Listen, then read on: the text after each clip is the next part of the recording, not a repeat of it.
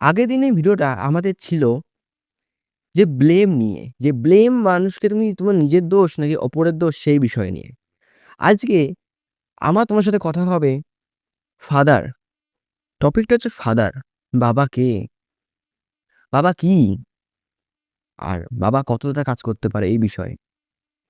দেখো আমার বয়সটা হয়তো ২০ বাট আমি থিংকিং লেভেল রাখি হচ্ছে ৩০-৩৫ এর মতন। দেখো এইটা আমার ইনবিল্ট পাওয়ার কি ইনবিল্ট থিংকিং, ইনবিল্ট এক্সপেরিয়েন্স তুমি কিছু বলতে পারো, তুমি যা ইচ্ছা বলো। আমি যাদেরকে মোটিভেশন দিয়েছি তাদেরকে কিছু বলেছি ভালো কিছু। আর যদি কেউ কখনো খারাপ বলেনি যে আমি এই কথাটা খারাপ বলেছি বিকজ আমি অনেক বেশি এক্সপেরিয়েন্স করেছি জিনিসগুলোকে নিয়ে।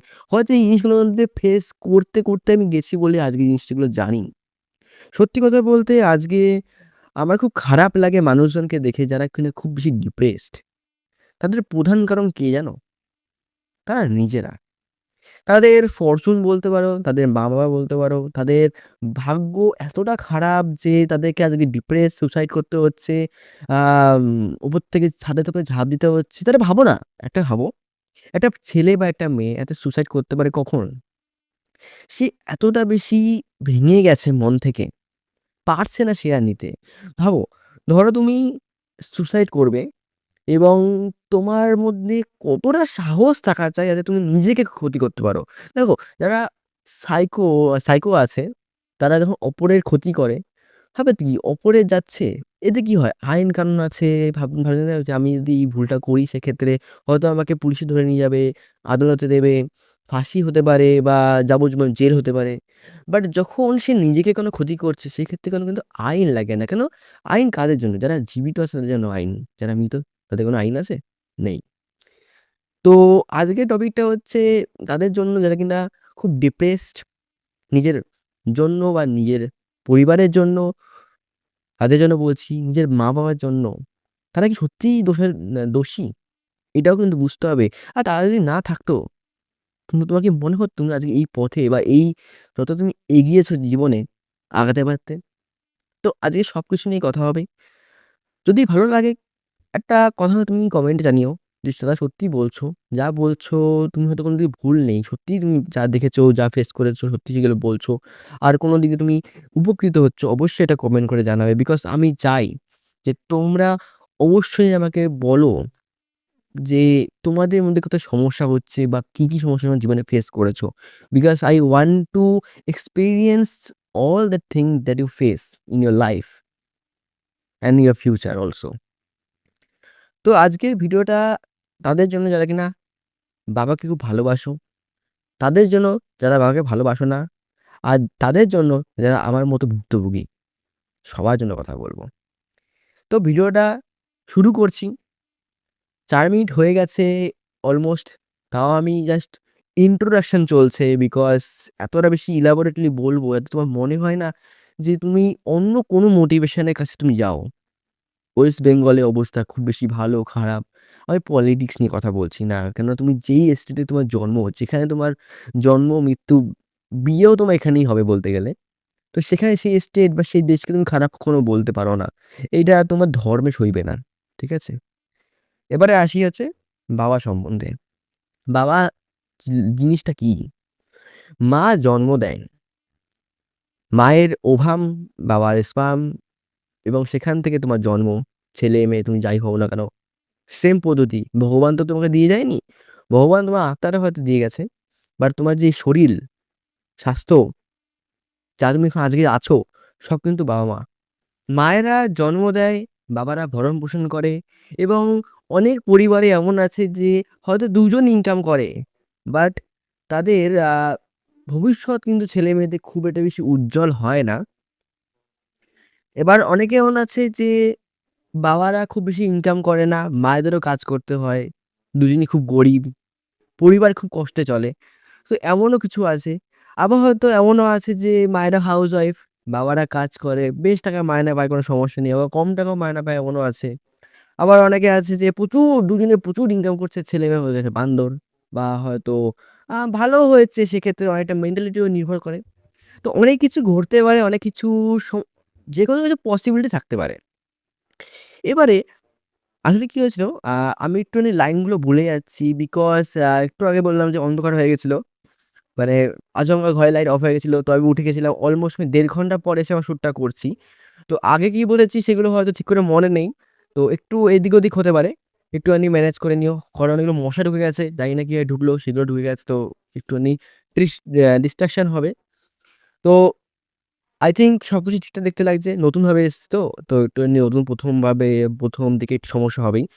আচ্ছা, উম আমাদের টপিকটা ছিল কিন্তু ফাদার। আমরা ভটকে না যাই, সেটা হচ্ছে মেইন কথা। আচ্ছা, ফাদার বলতে গেলে আরো কিছু কথা বলব। এবারে আসি আমার কথায়। বাবা জিনিসটা আমার কাছে একটু অন্যভাবে ডিফাইন করা যায়। একটু ওয়েট করো, একটু ওয়েট করো। বাবা কথাটাতে আমি একটু ডিফাইন করব বিকজ জীবনে বাবার কত বড় ভূমিকা এটা তারাই বুঝবে যে বাবা-মা খুব আগে মারা গেছে। কেননা আমার বাবা, তার বাবা ঠাকুরদা মারা গেছিল হচ্ছে বাবা যখন মাধ্যমিক পরীক্ষা তখন। গ্রামের দিকে ব্যাপারটা হচ্ছে অন্যরকম হয়। আজকের দিনে ছেলেমেয়েরা মাধ্যমিক, উচ্চ মাধ্যমিক এবং আগেও সব জায়গায় কি কথা যে ছেলেমেয়েরা কখনোই কলেজ পাস করার আগে ভাবে না যে কিভাবে ইনকাম করব। কলেজ পাস হয়ে গেছে এবার কিভাবে ইনকাম করব, চাকরি করব, এই করব, অনেক কিছু ভাবে। তো বাবা না থাকলে এই জায়গাটাতে কি হয়, সেই থিংকিংটা না আসে না বা একটা ছেলের মধ্যে বা একটা মেয়ের মধ্যে কখনোই সেভাবে আসে না যে এবার আমি কি করব? রেসপন্সিবিলিটি ব্যাপারটা কখনো আসে না। বাবা কিন্তু অনেকটা রেসপন্সিবিলিটি নেয়। ফাদার আমাদের প্রত্যেকের বাবারা অনেক রেসপন্সিবিলিটি নেয়। তুমি ভাবতে পারবে না। যেদিন তুমি বাবা হবে না, সেদিন বুঝতে পারবে যে তোমার উপরে কতটা বেশি চাপ রয়েছে। বাবাদের আমরা সময় খারাপ বলি, "এইটা করো কেন? ওইটা করো কেন? এইটা হয়নি, এটা ভুল হয়নি। আমার ইচ্ছা, আমার এবার" অনেক ঝগড়াঝাটি হয়। গা অনেক সময় অনেকবার পরিবারে গালাগালিজ হয়। তো সমস্ত কিছু ঘটে। বাট তার মধ্যে বাবার একটা ভালোবাসা থাকে। বাবাদের ভালোবাসা থাকে হচ্ছে মেয়েদের প্রতি। খুব ভালোবাসা। সেজন্য আমিও চাই আমার যদি কোনো ভবিষ্যতে বাচ্চা-কাচ্চা যখন হবে তখন আমিও চাই একটা ডটার হোক, মেয়ে হোক, একটা অন্যখানে ভালোবাসা থাকে মেয়ের প্রতি বাবার কাছে। বাবার কাছে মেয়ের কাছে বাবার একটা অন্যখানে অনুভূতি থাকে। ভালোবাসা থাকে একটা। টান, কোথাও একটা টান থাকে। সেরকম মায়ের সাথে ছেলের একটা টান থাকে। তো আমাদের বাড়িতে সিচুয়েশনটা অন্যরকম। আমার দিদির সাথে আমার সাথে মায়ের খুব মিল বা খুব ভালো বনে ভালোবাসা আছে। কিন্তু বাবার সাথে না দিদির খুব বেশি মিল হয় না। তার মানে কি ভালোবাসে না? তা কিন্তু নয়। হয়তো কোনো জায়গায় ভালোবাসে বা হয়তো কোনো জায়গায় কোনো গাফিলতির জন্য সেভাবে কখনো ভাবতে পারেনি। ছোটবেলায় যখন ছিল দিদি তখন খুব ভালোবাসতো। তো যখন আমি হলাম তখন আস্তে, আস্তে সেই ভালোবাসাটা কমে গেল এবং আমাকেও বলতে গেলে খুব বেশি একটা কেয়ার করে ভালোবাসে এমনটা নয়। কখনো, কখনো মনে হয় হ্যাঁ, মানে সত্যিই কেয়ার করে, কখনো, কখনো মনে হয় না একদমই কেয়ার করে না। যখন আমার প্রফেশন নিয়ে কথা হয়, যখন কিছু নিয়ে ঝগড়া বাজে তখন মনে হয় যে কেন এমন বাবা আমার? তো কেন আমার সাথে এমন হচ্ছে? আমার দিদির সাথে যখন ঝগড়া হয় তো দিদি হয়ে আমি সাপোর্ট করি। তখনও বলা হয় যে কেন এমন? কেন ভালো বাবা পেলাম না? তো সেই মানুষটা যখন সারাদিন ধরে কাজ করে আসে, আমাদেরকে খাওয়ায়, তখন কিন্তু সেই প্রশ্নটা থাকে না যে কেন তুমি এই কেমন করছো? কেন তুমি এমন করছো? এই প্রশ্ন থাকে না।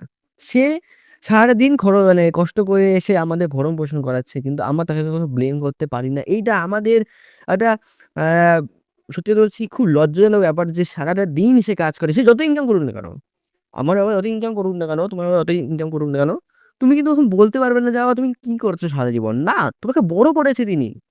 তুমি কখনো বলতে পারো না যে, তুমি তোমার দ্বারা কিছু হয়নি। তুমি আনসাকসেসফুল পারসন এবং তুমি আমাকে কি দিয়েছো, কি দাওনি?" বলো না। এগুলো মানায় না। এগুলো মানায় না। সত্যি কথা বলছি ধর্মে সইবে না। এই যেমন আ আমার সাথে বাবা মানে আমার প্রফেশন নিয়ে আমার YouTube করছি। তারপরে বিজনেস করার ইচ্ছা আছে, জব করার ইচ্ছা নেই, ডাক্তারি করার ইচ্ছা নেই। আমার ডাক্তার হয়েছে, বাবা হ্যাঁ, হচ্ছে আমিও ডাক্তার হবো। তো আমার যেমন ইচ্ছা নেই, হতেই পারে মানুষের নিজে একটা ইচ্ছা থাকে। আমার ইচ্ছা নেই, হতেই পারে। ধরো তোমার ইচ্ছা নেই, তোমার বাবার ইচ্ছা আছে, হতেই পারে। তো সেটা ম্যাটার করে না। হতে পারে ঝগড়াঝাটি হয়, আ গালাগালাজ হয়, ঝগড়াঝাটি হয়। মারে না, গায়ে কখনো হাত দেয় না এর থেকেই। আবার কিছু দিন চলে যায়, কত ঝগড়াঝাটি ২ দিন কথা হলো না, একসাথে খেতে বসলাম না, আবার সব মিল হয়ে গেল। এইটাই তো ভালোবাসা। যারা আমাদের মতনই ঝগড়াঝাটি করার লোক নেই, তারা যে কি ফেস করে তুমি ভাবতে পারবে না। যাদের বাবা নেই, যাদের মা নেই, তারা যে ফেসটা করে না সেই ফেসটা অনেক কঠিন। আমরা থাকতে বুঝি না। আর যারা থাকে না তাদেরকে তুমি দেখো এবার। প্যারেন্টদের কত চায় তারা, পায় না। তাই যারা নিজের ভালো বাবা-মা পেয়েছো, অবশ্যই ভালোবাসো, ভালো রাখো। চেষ্টা করো যে তাদের মুখে হাসি ফোটানোর, চেষ্টা করো যে ইনকাম করে নিজেকে স্টেবল করার, চেষ্টা করো যে বাবা-মার কথা শোনার। এবারে যদি ধরো প্রফেশন নিয়ে ঝগড়াঝাটি বাঁধলো সেক্ষেত্রে কি বলবে? হতে পারে তোমার রুটটা খুব লম্বা, হতে পারে খুব স্ট্রাগল রুট, বাট তুমি যখন খুশি থাকবে না, তোমার খুশি দেখে তোমার বাবা-মা খুব খুশি হবে। হতে পারে কম ইনকাম করবে। আজকের দিনে বাবা-মা চাইবে ডাক্তার হতে, ইঞ্জিনিয়ার হলে, আইআইটি হতে। সবসময় তো হয়ে ওঠে না। সবাই তো আইআইটি, জেইই দিয়ে আইআইটিতে, নিট দিয়ে ডাক্তারিতে ভালো জায়গায় উচ্চ পদে যেতে পারে না। তাই না? সবাই যেতে পারে না। তো বাবা-মা কথা শুনে তুমি যে চলে গেলে, হতে পারে না লাইফে কিছু, সেক্ষেত্রে কিন্তু তুমি ব্লেম করবে। তখন কিন্তু বাবা-মা কিন্তু খুব কষ্ট পাবে। সেজন্য আমি মনে করি যে তোমার ইচ্ছা, যে প্রফেশন তোমার ইচ্ছা, ২০ বছর বয়স থেকে তুমি ভাবা শুরু করো, কাজ শুরু করো। বিকজ সময় কখনো থেমে থাকে না। আর সময় থেমে থাকে না বলেই আজকে আমাদের পৃথিবী ঘুরছে, সূর্য, চন্দ্রগ্রহণ, সূর্যগ্রহণ, তারপরে দিন-রাত সবকিছু হচ্ছে। সময় কিন্তু খুব ইম্পোর্টেন্ট। আমরা পরেই ভিডিওতে আসবো সময় নিয়ে। Time is a money is the our next topic of motivation. আমরা এই ড্রেস পরেই করবো, একই দিনে শুট করবো এবং সেইটা হচ্ছে আরো বেশি ইম্পোর্টেন্ট বিকজ আমি ইনকাম করা শুরু করেছি অ্যাট দ্য এজ অফ 90। তো ইনকামটা কম হলেও বাট ইনকাম তো হয়েছে। তো দিস ইজ মাই মোটিভেশন এবং আমি সেই মোটিভেশন তোমাদের শেয়ার করবো। খুব ভালো হবে মোটিভেশনটা। আমার এখন ২০ বছর হয়নি, হবে এই বছর। আর দেখতে থাকো ভিডিও। হতে পারে ঠিকঠাক এক্সপ্লেইন করলাম না বিকজ শুরুতে মোটিভেশন অত বেশি এক্সপ্লেইন করাও যায় না। অত বেশি নলেজও নেই। বারবার উঠে যাওয়াতে স্ক্রিপ্ট, আমি কিন্তু মোটিভেশনের জন্য স্ক্রিপ্ট বানাই না সবচেয়ে বড় কথা। সুতরাং একটু এদিক ওদিক হতে পারে। কোনো রকম এডিটিং ছাড়া দিচ্ছি সেটা একটা সমস্যা। তবে ঠিক আছে, একটুখানি চ্যানেল যদি স্টেবল হয়ে যায়, যদি আমি কিছু এডিটর পেয়ে যাই, সেক্ষেত্রে আমি চেষ্টা করব যে আরো আস্তে নিজেকে আপগ্রেড করার। ওকে? দেখা হচ্ছে এর সাথে পরের দিন। আর ভালোবাসো নিজের আশেপাশের মানুষজনকে, বাবা-মাকে দেখভাল করো। আর নিজের প্রফেশনটাকে কিন্তু খুব বেশি গুরুত্ব দাও। খুব ইম্পোর্টেন্ট এই ব্যাপারটা। চলো দেখা হচ্ছে পরের দিন।